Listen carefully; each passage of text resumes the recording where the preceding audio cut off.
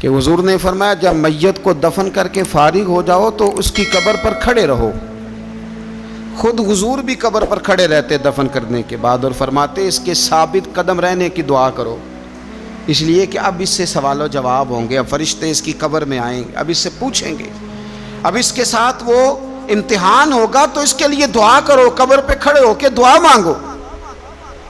ایک حدیث میں فرمایا کہ اتنی دیر دعا مانگو، اتنی دیر دعا مانگو کہ جتنی دیر اونٹ ذبح کر کے کھال اتار کے گوشت بنا کے، اونٹ ذبح کرنا سب سے زیادہ مشکل ہے، اونٹ ذبح کر کے کھال اتار کے گوشت بنا کے بانٹ دیتے ہو، اتنی دیر مرنے والے کی قبر پہ کھڑے رہ کے دعا مانگا کرو۔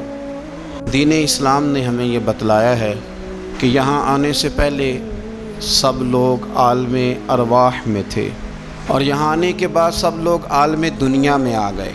اس کے بعد جو آخری جہان ہے وہ عالم آخرت ہے، لیکن عالم دنیا اور عالم آخرت کے بیچ جو جگہ ہے اسے عالم برزخ کہا جاتا ہے۔ برزخ کا معنی تو پردے اور آڑ کے ہوتے ہیں، لیکن برزخ اس زندگی کو کہتے ہیں جو مرنے سے شروع ہو جاتی ہے اور قیامت کے قائم ہونے تک وہ زندگی انسان کے ساتھ رہتی ہے، اسے عالم برزخ کہا جاتا ہے۔ اسی کو قبر کی زندگی کہا جاتا ہے، لیکن عالم برزخ کیوں کہا جاتا ہے، اس کی کیا وجہ ہے؟ تو اس کی وجہ یہ ہے کہ ہر آدمی کو قبر نصیب نہیں ہوتی، تو جو جل کے مر گیا جزا اور سزا اسے بھی ملے گی، عذاب قبر اسے بھی ہوگا، پر اس کا نام کیا ہے؟ عالم برزخ۔ جو آدمی دریا میں ڈوب گیا جزا اور سزا کا معاملہ اس کے ساتھ بھی ہے، لیکن نام اس کا کیا ہے؟ عالم برزخ۔ نبی کریم صلی اللہ تعالی علیہ وسلم ارشاد فرمانے لگے، حضور فرماتے ہیں کہ ایک شخص نے وصیت کی تھی کہ جب میں مر جاؤں تو مجھے بڑا ڈر آتا ہے، میں اللہ کے حضور کس طرح کھڑا ہوں گا۔ اپنی اولاد سے کہنے لگا کہ اس طرح کرنا کہ میری لاش کو جلا دینا، پھر میری راکھ کو ہواؤں میں اڑا دینا، میں اپنے رب کریم کے سامنے کھڑا نہیں ہو سکتا۔ اس کے بچوں نے اسی طرح کیا۔ تو حضور صلی اللہ علیہ وسلم فرماتے ہیں پھر اللہ نے زمین کے ذروں کو حکم دیا اور زمین نے سارے ذرے اکٹھے کیے، پھر رب نے اسے زندگی دی اور پھر پوچھا یہ تو نے وصیت کیوں کی تھی؟ تو اس کرتا ہے اللہ میں تیرے سامنے کھڑا نہیں ہو سکتا تھا، مجھے اپنے اعمال کا پتہ تھا، جے ویکھاں میں عملاں والے تے پھر تے کچھ نہیں نا میرے پلے، تو میں ڈرتا تھا کہ کیا بنے گا۔ تو رب فرمائے گا فرشتوں میرا بندہ سچ کہتا ہے، اسے میرے فضل سے جنت عطا کر دو۔ تو اللہ ذروں کو بھی جمع کرے گا، ہواؤں میں، خشکیوں میں، سمندروں میں، مرنے کے بعد انسان جہاں بھی ہوگا اسے جزا اور سزا کا معاملہ وہاں ملے گا۔ اب عذاب قبر جو ہے، قبر کے اندر جو انسان کا عذاب ہے تو وہ بھی عالم برزخ کا عذاب ہے۔ میرے رسول کریم صلی اللہ تعالی علیہ وسلم نے نا کچھ چیزوں سے پناہ مانگی ہے، خود حضور نے، خود نبی پاک صلی اللہ علیہ وسلم رسول کریم علیہ السلام نے پناہ مانگی۔ حضور فرمانے لگے اے اللہ مجھے کنجوسی سے، بخیلی سے پناہ عطا فرما، اور حضور نے باقاعدہ پناہ مانگی ہے کہ اے اللہ مجھے ارذل العمر ہونے سے پناہ میں رکھ، جب عمر اتنی زیادہ ہو جائے کہ وجود کے حصے کام کرنا چھوڑ جائیں، اس سے پناہ مانگی۔ اور خود میرے نبی پاک علیہ السلام نے قبر کے عذاب سے پناہ مانگی۔ یہ تعلیم امت کے لیے کہ تم بھی پناہ مانگو عذاب قبر سے، قبر کا عذاب برحق ہے۔ قبر کے لیے تیاری کر کے رکھنا، اپنی قبر کو یاد رکھنا، مر جانے کو یاد رکھنا۔ حضرت سعد بن معاذ رضی اللہ تعالیٰ عنہ کا جب جنازہ تھا تو صحابہ کرام فرماتے ہیں حضور نے نماز جنازہ کی امامت فرمائی تو قبر کے تیار ہونے میں کچھ دیر تھی، تو رسول کریم صلی اللہ علیہ وسلم زمین پر بیٹھ گئے اور ایک لکڑی سے حضور زمین کریدنے لگے، لکڑی سے۔ ہم وہ انتظار تھے کہ اللہ کے رسول صلی اللہ علیہ وسلم سر مبارک اٹھائیں، ہمیں کو نصیحت کریں۔ فرماتے حضور نے سر اقدس اٹھایا تو حضور کی آنکھوں میں آنسو تھے، اور رو کے حضور فرمانے لگے، رو کے، کہ اس قبر کے عذاب سے رب کی پناہ مانگو اور اس کے لیے تیاری کر لو، یہ بڑا سخت دن ہے۔ رو کے حضور نے فرمایا، رو کے۔ آج تو لوگ مذاق بناتے ہیں، آج لوگ مذاق اڑاتے ہیں، کچھ فقیر صوفی درویش کہلانے والے بھی، وہ کہتے ہیں جو مولوی بتا رہا ہے نا قبر میں بچھو ہوں گے، سانپ ہوں گے، یہ تو مولوی اپنی قبر بتا رہا ہے، ہمارا اس سے کیا لینا دینا ہے۔ خدا سے ڈریں۔ وہ چیزیں جو احادیث مبارکہ میں آ گئیں، جس سے نبی پاک نے ہمیں سمجھایا، آپ اس تنبیہ کو، اس نصیحت کو آپ اس رنگ میں لیں گے کہ مذاق بنایا جائے گا دین کا، بجائے اس کے کہ اس سے ڈرا جائے، بجائے اس سے۔ حضرت سیدنا براء بن عازب رضی اللہ تعالیٰ عنہ ارشاد فرماتے ہیں کہ میں نے نبی پاک صلی اللہ تعالیٰ علیہ وآلہ وسلم سے خود اس بات کو سنا ہے، خود رسول کریم صلی اللہ علیہ وسلم نے فرمایا۔ حضرت زید بن ثابت رضی اللہ تعالیٰ عنہ بھی اس بات کے راوی ہیں، فرماتے ہم جا رہے تھے تو 5-6 قبریں تھیں، تو حضور نے فرمایا کن کی قبریں؟ ہم نے عرض کی یا رسول اللہ صلی اللہ علیہ وسلم یہ کافروں کی قبریں، یہ صحیح مسلم میں حدیث موجود ہے، کفار کی قبریں۔ تو اللہ کے رسول صلی اللہ علیہ وسلم فرمانے لگے، ذرا حدیث کے لفظوں پہ غور کرنا، حضور فرمانے لگے اگر مجھے ڈر نہ ہوتا کہ تم اپنے مردوں کو دفن کرنا چھوڑ دو گے، اگر مجھے اس بات کا ڈر نہ ہوتا کہ تم اپنے لوگوں کو، مرنے والوں کو قبروں میں دفن کرنا چھوڑ دو گے، اگر یہ مجھے ڈر نہ ہوتا تو میں تمہیں سناتا کہ قبر کے اندر کس طرح عذاب ہوتا ہے، تمہیں دنیا میں رہ کے میں سناتا، پر ڈر ہے کہ کہیں تم اپنے مرنے والوں کو قبروں میں دفن کرنا چھوڑ ہی نہ دو، اس لیے میں تمہیں یہ بات نہیں بتاتا۔ اور میرے رسول کریم صلی اللہ تعالیٰ علیہ وآلہ وسلم نے پھر ارشاد فرمایا، اپنے غلاموں کی طرف نظر فرمائی، یہ بات کہہ کے کہ اگر مجھے ڈر نہ ہوتا کہ تم دفن کرنا چھوڑ دو گے تو تمہیں میں سنا دیتا کہ قبر میں کیا عذاب ہوتا ہے۔ پھر حضور نے صحابہ سے فرمایا چلو بھائی دوزخ کے عذاب سے اللہ کی پناہ مانگو، تو سب کہنے لگے ہم دوزخ کے عذاب سے اللہ کی پناہ مانگتے ہیں۔ پھر نبی پاک صلی اللہ تعالیٰ علیہ وسلم نے ارشاد فرمایا تم سب کہو کہ ہم قبر کے عذاب سے اللہ کی پناہ مانگتے ہیں۔ تو صحابہ نے کہا ہم قبر کے عذاب سے اللہ کی پناہ مانگتے ہیں۔ پھر میرے رسول پاک علیہ الصلوۃ والسلام نے فرمایا تم کہو، سارے یہ کہو کہ ہم ظاہری اور باطنی فتنوں سے اللہ کی پناہ مانگتے ہیں۔ تو صحابہ نے کہا کہ ہم ظاہری اور باطنی فتنوں سے اللہ کی پناہ مانگتے ہیں۔ پھر میرے محبوب علیہ السلام نے فرمایا تم کہو کہ ہم دجال کے فتنے سے اللہ کی پناہ مانگتے ہیں۔ تو صحابہ کرام نے کہا کہ اے اللہ ہم دجال کے فتنے سے تیری پناہ مانگ، تیری پناہ میں آتے ہیں۔ نبی پاک علیہ السلام نے یہ الفاظ کہہ کے، یہ بات بتلا کے ہمیں سمجھا دیا، ہمیں قائل فرمایا محبوب نے کہ یاد رکھنا، اس بات کو اچھی طرح سمجھ لینا کہ اگر مجھے ڈر نہ ہوتا کہ تم اپنے مردوں کو دفن کرنا چھوڑ دو گے تو تمہیں بتلا دیتا کہ قبر میں کتنا سخت عذاب ہوتا ہے۔ اپنے معاملات پر غور کریں۔ ہمارا وہ کسی شاعر نے کہا تھا کہ مرنے کے بعد مجھ کو 2 گز زمین جو ملی تو دیکھو بعد مرنے کے ہی ہم جاگیردار ہو گئے۔ تو اصل تو جاگیر وہی ہے اور طے ہے، جتنا مرضی اے سی لگا کے کمرہ ٹھنڈا کر لیں، ٹائل پتھر لگا کے اس کو آپ صاف ستھرا کر لیں، اور آپ اٹھنے کی بھی تکلیف نہ کریں، ریموٹ کنٹرول کے ساتھ ہر چیز اپنے کمرے کی آپ کنٹرول کر لیں، پورا ہوادار کر لیں، لیکن آپ بچیں گے تب نہ جب قبر جنت کے باغوں میں سے باغ بنے گی۔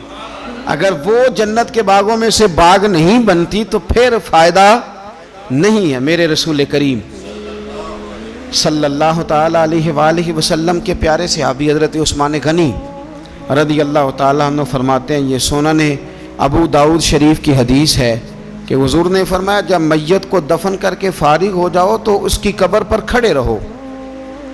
خود حضور بھی قبر پر کھڑے رہتے دفن کرنے کے بعد، اور فرماتے اس کے ثابت قدم رہنے کی دعا کرو، اس لیے کہ اب اس سے سوال و جواب ہوں گے، اب فرشتے اس کی قبر میں آئیں گے، اب اس سے پوچھیں گے، اب اس کے ساتھ وہ امتحان ہوگا، تو اس کے لیے دعا کرو، قبر پہ کھڑے ہو کے دعا مانگو۔ ایک حدیث میں فرمایا کہ اتنی دیر دعا مانگو، اتنی دیر دعا مانگو کہ جتنی دیر اونٹ ذبح کر کے کھال اتار کے گوشت بنا کے، اونٹ ذبح کرنا سب سے زیادہ مشکل ہے، اونٹ ذبح کر کے کھال اتار کے گوشت بنا کے بانٹ دیتے ہو، اتنی دیر مرنے والے کی قبر پہ کھڑے رہ کے دعا مانگا کرو، کیونکہ اب فرشتے آئیں گے، سوال و جواب ہوگا۔ تو عذاب قبر، مصنف عبد الرزاق میں حدیث ہے کہ ایک بندے کو صرف ایک کوڑا مارا گیا تھا قبر میں، ایک کوڑا، ایک درہ، تو اس کی ساری قبر میں آگ بھڑک اٹھی تھی۔ تو پوچھتا ہے کہ یہ ایک کوڑا مجھے کیوں مارا گیا؟ تو انہوں نے کہا ایک وجہ تو یہ تھی کہ تو پاکی پلیدی کا خیال نہیں کرتا تھا، اور دوسری وجہ یہ تھی کہ ایک دفعہ ایک مظلوم نے تجھ سے کہا تھا میری مدد کر، اور تو مدد کرنے پہ قادر تھا، تیرے اندر ہمت تھی، پر تو اس کی مدد کے لیے تیار نہیں ہوا۔ وہ ہمارا مشہور فکر ہے نا کہ سانو کی لگے، پرائی لڑائی پرائی آگ نو اسی گھر کیوں لے آئیے۔ تو وہ جو ہمارا خاص معاملہ ہے نا کہ کسی کی مدد نہیں کرنی، وہ ہمیں خراب کرتی ہے، وہ ہمیں خراب کرتی ہے، ہمارے حالات بگڑ جاتے ہیں۔ ہم مدد کرنے پہ قادر ہوتے ہیں پر کسی مظلوم کی مدد، ایک کوڑا لگا تو پوری قبر میں آگ بھڑک اٹھی۔ عذاب قبر سے اللہ کی پناہ مانگی جائے، ڈرا جائے، اور آخرت کے لیے، قبر کے لیے تیار۔ قرآن مجید نے کہا وَإِذَا الْقُبُورُ بُعْثِرَتْ، جب قبریں کریدی جائیں گی نا تو عَلِمَتْ نَفْسٌ مَّا قَدَّمَتْ وَأَخَّرَتْ، پھر ہر جان لے گی کہ اس نے آگے کیا بھیجا اور پیچھے کیا چھوڑا۔ میرے عزیز، اپنی قبر کے لیے، اپنی آخرت کے لیے فکر کریں، تیاری کریں۔ مولا رومی ایک بڑی خوبصورت مثال دیتے ہیں اور بڑے شاندار انداز میں بات سمجھاتے ہیں۔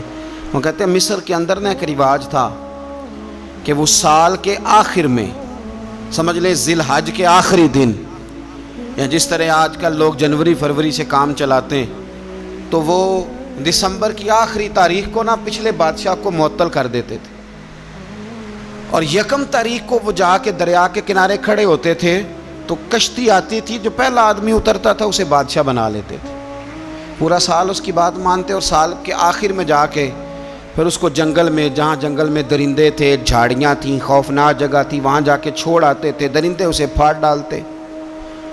تو ایک سال ایک دانشمند آدمی اترا، وہ تو اس کو انہوں نے کہا کہ بھئی تو ہمارا بادشاہ ہے۔ انہوں نے کہا یہ کیا بات ہوئی؟ تو بادشاہ ہوں تو کیا مطلب؟ انہوں نے کہا جی ہمارا اصول ہے، پورا سال تیری بات مانیں گے، سال کے بعد جنگل میں چھوڑ آئیں گے۔ کہنے لگا سال تو بات مانو گے نا؟ نے کہا ہاں۔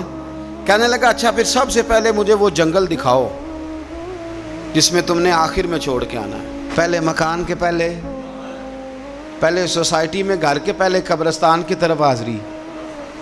قرآن پاک کی جو ترتیب ہے نا موت و حیات کی، پتہ کس طرح؟ الذی خلق الموت والحیات، وہ رب جس نے موت اور زندگی پیدا کی۔ قرآن زندگی کا ذکر بعد میں کرتا ہے، موت کا ذکر ہے۔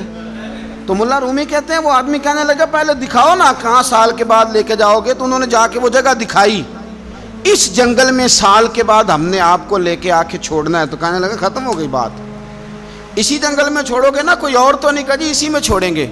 کہنے لگا بالکل ٹھیک ہے۔ پہلا حکم تخت پہ بیٹھتے اس نے یہ کیا کہ جنگل کے اندر جتنی خاردار جھاڑیاں ساری کاٹ دو، اس جنگل میں جہاں آخر میں جانا ہے وہ ساری جھاڑیاں کاٹ دیں۔ پھر کہنے لگا جتنے درندے ہیں نا جہاں، وہ سارے مار دو، درندے مار دیے۔ کہنے لگا اب ہل چلاؤ، کیاریاں بناؤ، پھول لگاؤ، گلاب لگاؤ، چنبیلی لگاؤ، کرو اس کے اندر خوشبوئیں۔ وہ سارا سال وہ باغ کی تیاری کرتا رہا۔ سال کے بعد انہوں نے چارپائی پہ باندھا، جب اس باغ میں لے کے جا رہے تھے تو پرانے بادشاہ کہتے تھے نا نہیں میں نے نہیں جانا، چھوڑ دو، اتار دو، معاف کر دو۔ یہ پتہ کیا کہہ رہا تھا؟ کہہ رہا تھا عجلونی، ذرا جلدی کرو، ذرا جلدی کرو، جلدی کرو، مجھے لے جاؤ قبر میں اور جلدی سے مجھے وہاں چھوڑ کے آؤ جنگل میں۔ کیوں بھلا؟ اس لیے کہ اس نے فارغ بیٹھ کے موج نہیں کی، اس نے اپنی آخری جگہ کے پھل پودوں کی تیاری کی۔ او میرے بھائی، ہمارے پاس پیسہ آتا ہے تو گاڑی نہیں آتی ہے، اگر تھوڑا پیسہ زیادہ بڑھ گیا تو چلو وہاں بھی پلاٹ لے لو۔ کوئی بندہ بھی اپنی آخرت کے لیے، قبر حشر کے لیے سوچنے کو تیار ہے؟ جتنے مکان آپ نے بنانے ہیں نا، بچوں نے بعد میں لڑنا ہے، انہوں نے کہنا کارنے والا ابا مجھے کہہ گیا تھا کارنر والا تیرا ہے، نے کہا تھا مجھے ابا جی، مجھے کہہ گئے تھے کہ تم پہلے بڑا ہو گیا تھا، تو کمائی کرنے لگ گیا تھا، لہذا یہ سارا تیرا ہی ہے۔ وہ سب کو کوئی نہ کوئی بات ابا کان میں کہہ ہی جاتا ہے، سب نے اپنے حصے کی کوئی نہ کوئی بات یاد کی ہوتی۔ ابا نے کہاں جانا ہے؟ جہاں حالت بڑی خراب ہے، جہاں حالات بڑے پیچیدہ ہیں، مہربانی فرمائیں وہ جو تیاری ہے نا آخرت کی، یہاں رہ کے قبر کی تیاری کریں، یہاں رہ کے وہاں کے کیڑے مکوڑے ماریں، پھر وہاں جانے میں کوئی پریشانی نہیں ہوگی۔ پھر تو بندہ بھاگ کے جائے گا، بندہ بھاگ کے جائے گا۔ میں سنیا رات قبر دی کالی، تو پھر کہنے لگے میں تے بھی سنیا اتھے اونے ہونا ہے جدے موڈے کملی کالی۔ تو یہ تو تب ہے نا کہ جب آپ نے اس کے لیے کچھ تیاری کی ہو۔ میرے رسول کریم علیہ السلام نے مومن کی قبر کا حال بھی بتایا۔ یہ تو ہے نا عذاب ان لوگوں کے لیے جو نافرمانی کرنے والے ہیں، یہ ان کی قبر کا حال بتایا۔ تو سنن ترمذی میں، صحیح ابن حبان میں حضرت ابو ہریرہ رضی اللہ تعالیٰ عنہ بیان کرتے ہیں کہ حضور صلی اللہ علیہ وسلم نے فرمایا جب میت کو قبر میں رکھا جاتا ہے تو اس کے پاس سیاہ رنگ والے اور نیلی آنکھوں والے دو فرشتے آتے ہیں اور اس کو اٹھا کے بٹھاتے ہیں۔ باقی حدیثوں میں 3 ہی سوال ہیں، لیکن اس حدیث میں حضور نے فرمایا انہوں نے بس میرے بارے میں پوچھنا ہے، اٹھا کے بس میرے بارے میں صرف یہ پوچھنا ہے، بتا مدینے والے محبوب کے بارے میں دنیا میں کیا کہا کرتا تھا، کیا کہا کرتا تھا ان کے بارے میں دنیا میں۔ تو اعلیٰ حضرت بریلوی تو کہتے ہیں میں نے تو کہہ دینا ہے، سرور کہوں کہ مالک و مولا کہوں تجھے، باغ خلیل کا گل زیبا کہوں تجھے، تیرے تو وصف عید تناہی سے ہیں بری، حیراں ہوں میرے شاہ میں کیا کیا کہوں تجھے، لیکن رضا نے ختم سخن اس پہ کر دیا، خالق کا بندہ خلق کا آقا کہوں تجھے۔ اور پیر میر علی شاہ صاحب کہتے ہیں میں نے وہاں یہ کہنا ہے کہ مکھ چند بدر شاہ شانی ہے تے متھ چمک دی لاٹ نورانی ہے، کالی زلف تے اکھ مستانی ہے، مخمور اکھی ہیں مد بھریاں، سبحان اللہ ما اجمالا کا ما اکمالا کا ما احسنا کا، تے کتھے مہر علی کتھے تیری ثنا، مشتاق اکھیں کتھے جاڑی۔ تو نبی پاک علیہ السلام فرماتے ہیں میرے بارے میں پوچھیں گے، میرے بارے میں۔ ویسے بھی ایک سوال لازمی ہوتا ہے نا، یہ والا سوال لازمی ہے، من ربو کا پوچھ کے نا تو جنت جہنم کا فیصلہ نہیں، ماں دینوں کا پوچھ کے جنت جہنم کا فیصلہ۔ ہاں بات اگر ختم ہونی ہے تو مدینے والے کے سوال پہ ختم ہونی ہے، اس لیے کھل کے نعتیں پڑھا کرو، راج کے درود پڑھا کرو، یہ بات یاد رکھیں، یہ فیصلہ حضور کی ذات پہ ختم ہونا ہے۔ میرے نا وہ شکایتیں کرتے ہیں نا لوگ آ کے، تو ایک بچی کو ہمارے ہاں داخل کرانے کے لیے ایک صاحب لے کے آئے، تو کہنے لگے بڑا عرصہ اسے فلانے مدرسے میں داخل کرایا، سوائے نعتوں کے کچھ بھی نہیں سیکھا اس نے۔ تو میں انہوں آکھیا چاچا جی جڑی اصل کام سی وہ تو سیکھ گئی ہے نا تہاڈی بچی، قرآن و سنت بھی حضور کی نعت ہی ہے، لیکن آپ کو پتہ ہے کہ بات ختم مدینے والے کی نعت پہ ہی ہوتی ہے، حضور کا پیار اصل ہے۔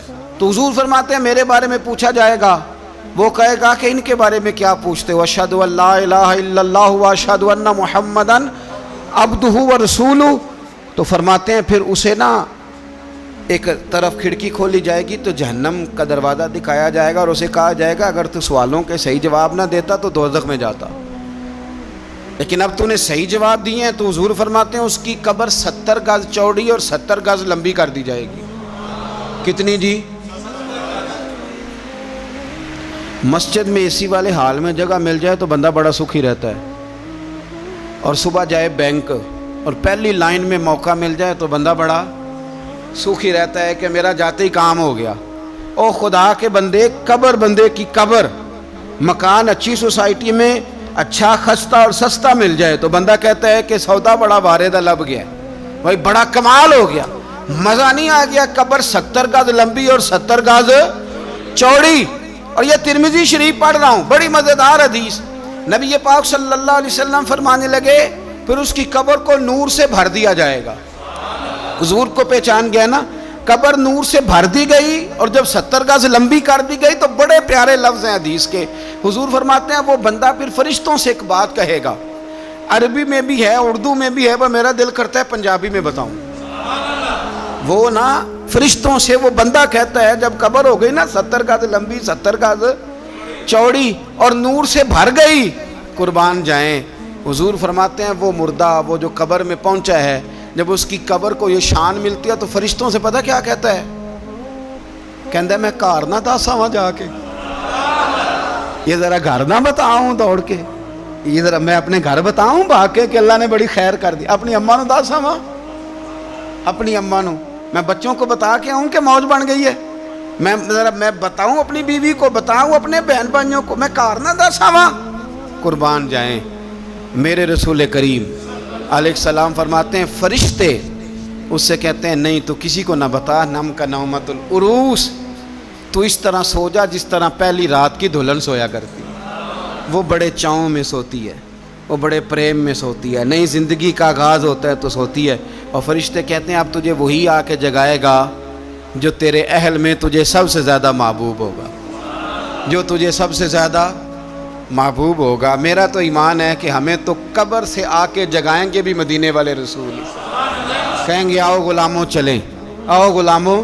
اور وہ کشمیر کے رومی وقت نے میاں صاحب نے کہا تھا بعد مرن دے قبر میری تے میرے اپیرا جے کر پامے پھیرا۔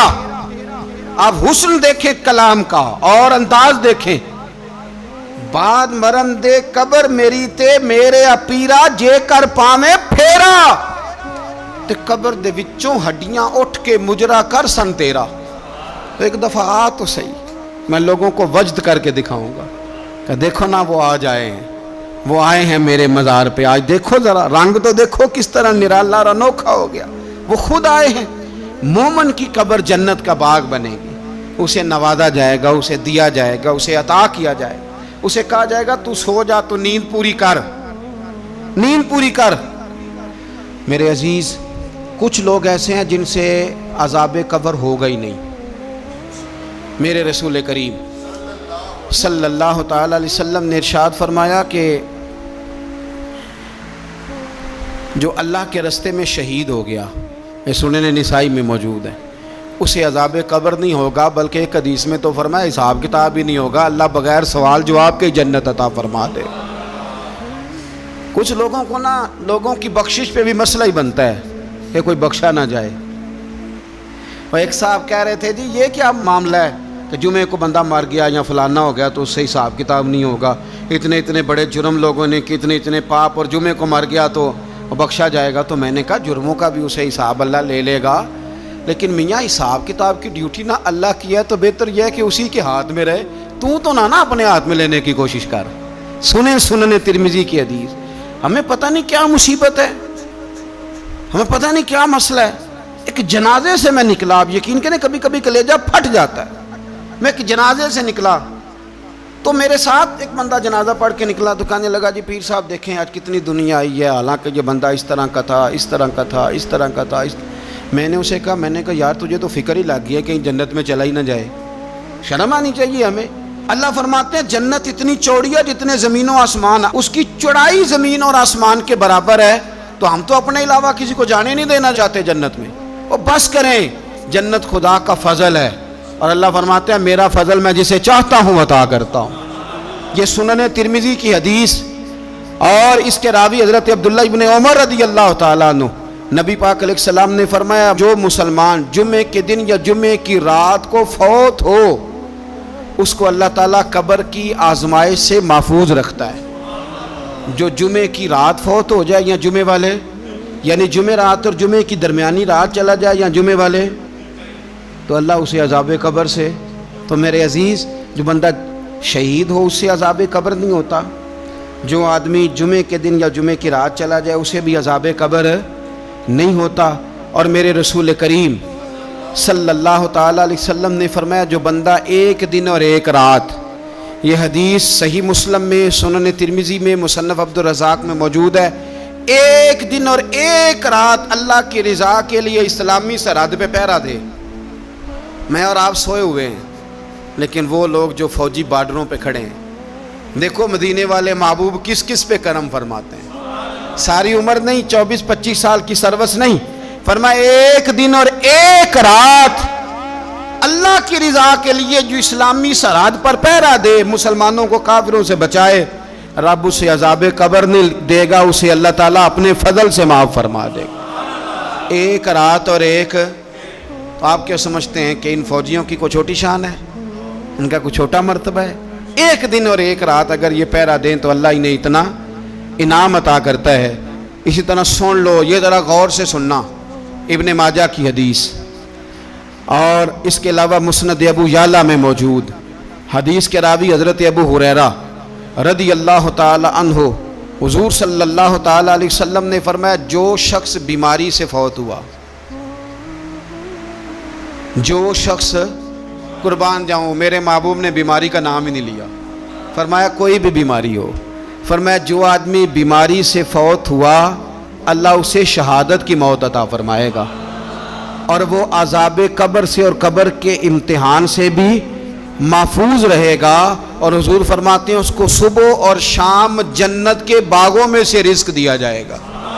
جو کسی بھی بیماری سے مرا، لوگ کہتے ہیں دیکھو جی بڑا تانگ ہو کے دنیا سے گیا ہے، تو اس بندے کو بھی عذاب قبر نہیں ہوتا۔ اسی طرح جو بندہ سورہ ملک پڑھتا ہے، سنن ترمذی میں حضرت ابن عباس سے روایت ہے کہ حضور صلی اللہ علیہ وسلم کے ایک صحابی نے ایک جگہ خیمہ لگایا تو وہاں سورہ ملک پڑھنے کی آواز آتی، کوئی بندہ پڑھنے والا نظر نہیں آتا تھا۔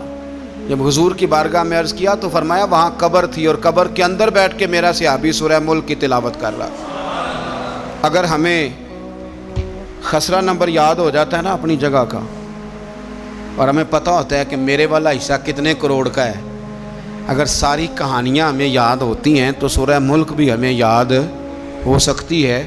موبائل پہ اس کو ریکارڈ کر لیں، پھر اس کو سنیں کبھی بھی سورہ ملک میں۔ اور ہمارے سلسلہ عالیہ میں تو سورہ ملک وظیفہ ہے، ہمارے الوظیفۃ الکریمہ میں اعلیٰ حضرت نے لکھا ہے کہ رات کو سورہ ملک اور سورہ یاسین کے بغیر سونا نہیں۔ سورہ ملک اتنی شاندار صورت ہے کہ نبی پاک صلی اللہ علیہ وسلم نے فرمایا یہ قیامت کے دن اللہ کی بارگاہ میں ناز سے جھگڑا کرے گی اور کہے گی اے اللہ یہاں تو میرے پڑھنے والے کو جنت عطا فرما یا مجھے قرآن پاک سے علیحدہ کر دے، تو رب کریم پھر اپنے فضل سے پڑھنے والے کو جنت عطا کرے گا۔ اللہ کریم ہمیں سمجھنے کی توفیق عطا کرے۔ آخر دعوانا الحمد